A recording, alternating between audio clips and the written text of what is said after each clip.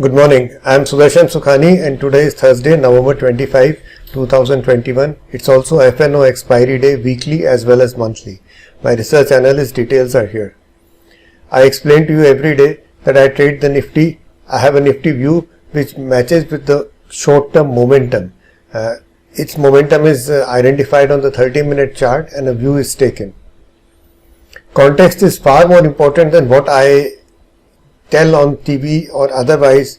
You have to develop your own context and identify the way in which you want to trade, and that includes the risk that you wish to pursue. Please understand that this is not trading advice. No one can give you trading advice. You have to decide the trades yourself. You can just get ideas from outside, and that's what I'm doing, sharing my ideas. The Nifty probably is trying to identify a trading range. Yesterday I had explained that the first resistance comes probably at 17,600, which almost happened to the dot. The Nifty went there, probably found a lot of selling and came down. Now the lower level of that trading range, so I think the upper level of this trading range is a little well identified now, 17,600. But the lower level is not identified, so the Nifty may chop around till it says, okay, this is the level below which I am not willing to go. We'll have to wait a few days to find that out. Till then, the markets can be choppy with a mildly bearish bias. Bearish because the Nifty will try to go lower to identify a support level. So essentially it has to move there first and then of course bounce back, but that down movement could also be there.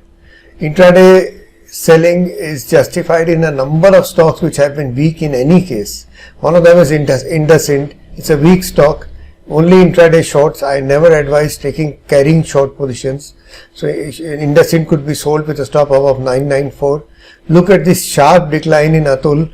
This decline has been going on even when the Nifty was up. So this is an underperformer. Now the underperformance is in the stock price, not in the quality of the stock or company. That may be very good and probably is. An intraday short is possible with a stop under 8718.